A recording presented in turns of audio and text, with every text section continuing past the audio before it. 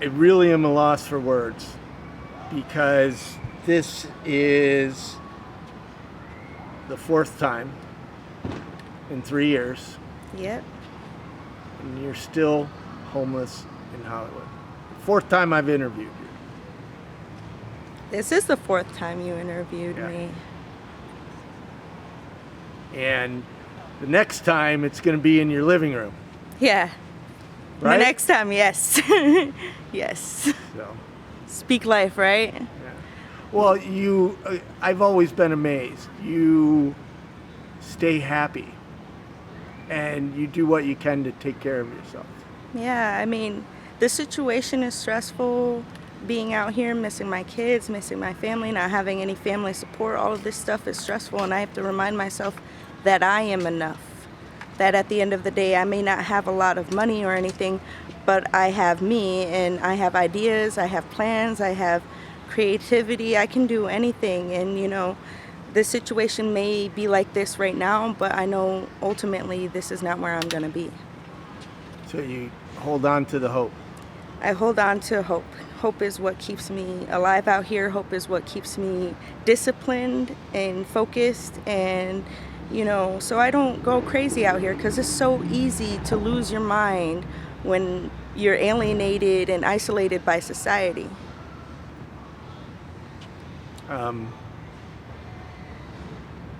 How do you even survive? Barely. I barely survive. Like, I hold a sign a lot and I ask for help, and sometimes it takes all day just to make $10, and at least by the end of the day I had one meal. We were talking about that earlier, is how intimidating it is, and people spit on you and call you names. Yeah, well, not just that, but sometimes they'll try to throw things on you. One night I was sleeping in the train station, and somebody, right before they jumped on the train, threw soda at me. It was the most humiliating thing that I've gone through out here, next to being raped. Ugh, breaking my heart. Now, people are going to say, 3 years, you're out here, it's your fault. Well, I say yes and no, because there are times that, that I feel motivated to do stuff, and when I go to do it, then my depression hits and it puts a brake on my life, and it feels like sinking sands or cinder blocks are put on my feet. So there are some times that it's like that, but most of the time it's not. I put a lot of work in. I've signed up for housing, I've signed up for food stamps, cash aid. I even tried to get SSI, but they told me I'm not depressed enough. So, you're on a housing list. Yes, I'm on Section 8 waiting housing list. They said that it's a 10-year wait, though. 10 years? Yeah. Don't hold your breath. I don't understand how, if the city's gotten so much money for the homeless, why they aren't building more Section 8 buildings, but hopefully Well, that the they'll Section be 8, I doing think, that is a soon. little different than the Measure H money, but they need to get you inside. Yeah, they do. And right now, it's a lot of the general public is fighting where they want to build homeless facilities because they have they have fear of homeless people. They don't see this wonderful woman, Thank you. and that's the purpose of Invisible People, and why I'm so grateful that you talk, that you share your story. Well, I'm grateful to share it because I know there's a lot of people out here that suffer from depression so bad that they can't even handle a camera on them or can't speak up without, feeling the trauma. There are certain things that, I even have a hard time saying because, some things are so painful that it gets stuck in your throat and it doesn't want to come out. So now this happens every time. And one time, if you remember, I sat for like 2 hours with you while you did your makeup. Yes, you did. I know, and people always wonder, how is it that you're homeless but you can afford a makeup? And I always want to ask them, let me know where there's an apartment that I can get for the price of my makeup. If you can find that, please let me know. I'll be in right away. Yeah. So I was interviewing a girl in New York City, Brenda, Yeah. and she was talking about lipstick, and it cost her $3. That's good. And $3, that's people nothing. complain. They say you can't be homeless because you have lipstick. So $3 lipstick is gonna get you an apartment. So if I traded in my lip gloss, I could get an apartment right now. That's an interesting thought. I once, and you probably know her from our support group, I once got homeless mom Carrie a new van. Oh yeah, I saw that. And people complained, well, it was a used van, but it was new to her because hers was breaking down. And people complained that I didn't give her an apartment. Well, no, but I didn't have an apartment to give her. I gave her a relatively new van, but that wasn't good enough. I don't understand, because these same people that are judging you for giving her a van are the same people not getting her an apartment. Ouch. That's very true. I've noticed that the people that are really judgmental and really critical. Oh yeah, I deal with judgment all the time. I deal with people looking at me like, oh, you look good, too good to be homeless, or you could be stripping or selling your ass, or all kinds of things that are highly inappropriate, nothing that I want my children to know about me. So why would I do that? Put myself in a position where I degrade myself and my beliefs and my morals. And this situation is rough already, and there's stuff that, back when I first got homeless, I used to steal stuff just to survive. Now I hold a sign in desperation because I want to do things the right way. And it's hard, but, I keep it up because I have hopes of seeing my kids one day. I want to fix my mess. I want to clean up my mess. This homeless situation is depressing enough. Now, you went into a shelter for a little bit. Yeah, I did. I went into the shelter. Yeah, somebody that happens to be holding the camera right now got the county mental health team to come out and visit you late at night. Yes, and I was so thankful.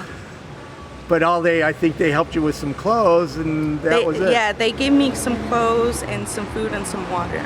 I was thankful, though. Don't get me wrong. Yeah. Don't underestimate the power of clothes, food, or water. Right.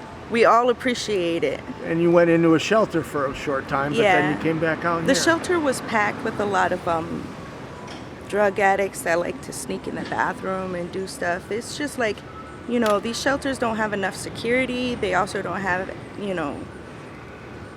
don't have enough resources for anything out here. Most of this city is for the tourists. Now, you've been out here 3 years, and you told me earlier, not once have you been counted in the homeless count. Nope. I've never had to sign a paper saying I was homeless. Never. Well, they come through and they just count and ask you some questions. Yeah, but I'm also not out like that. Like, usually I try to stay to myself or try to blend into the crowd as much as I can. Well, in their defense, Los Angeles is a huge area to cover to get a sample, but that is a lot. I mean, the homeless count is flawed. It's flawed. I know I probably asked you this before. What would you want people to know about homelessness that they probably don't know?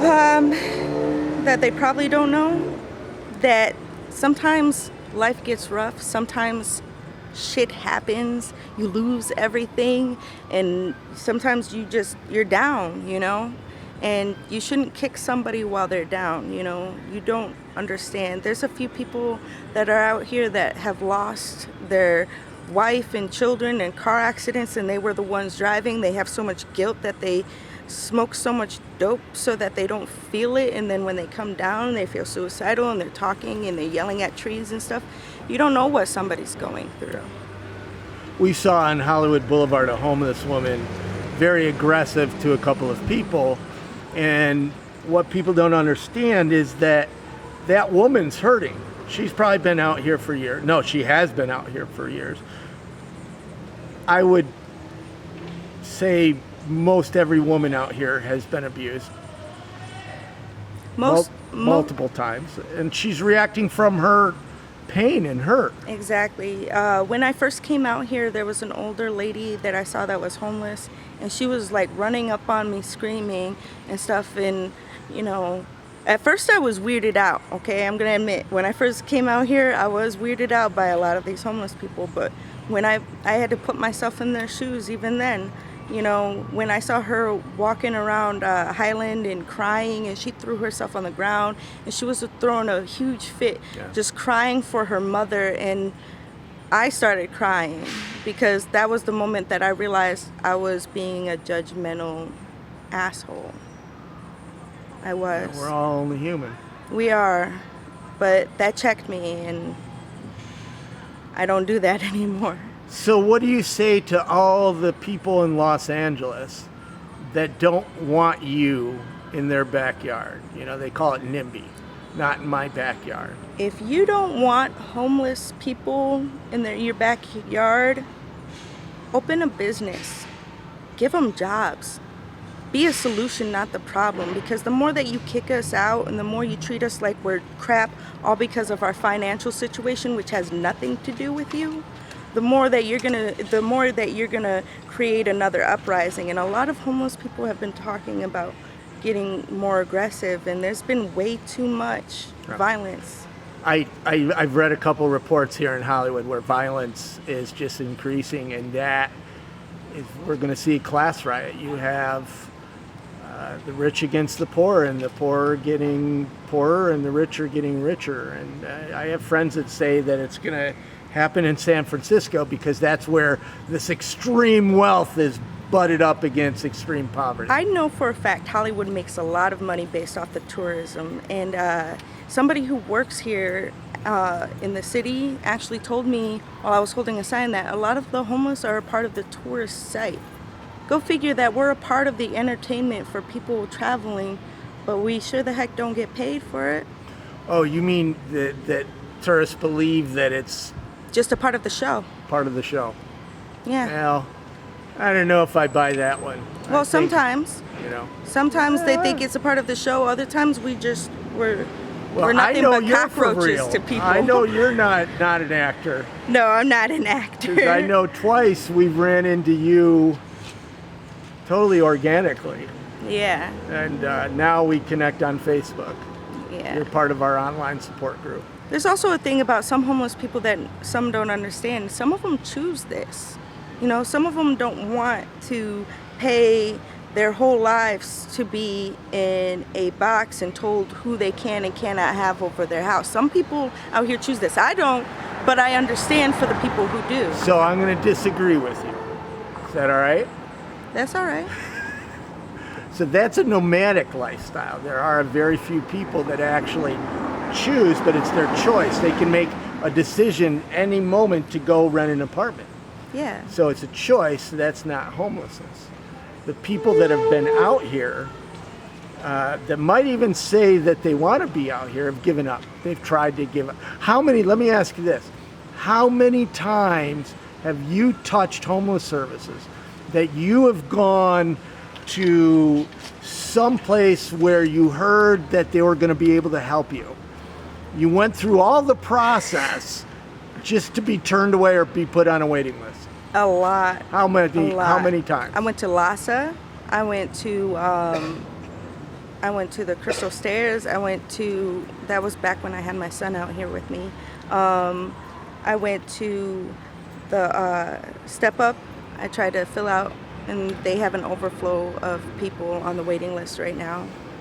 And I've gone to a couple shelters. I went to the LGBT center, and they told me I can't go because I'm over 25. So what happens is people give up, and then the brain has to say either society hates me or I want to be homeless.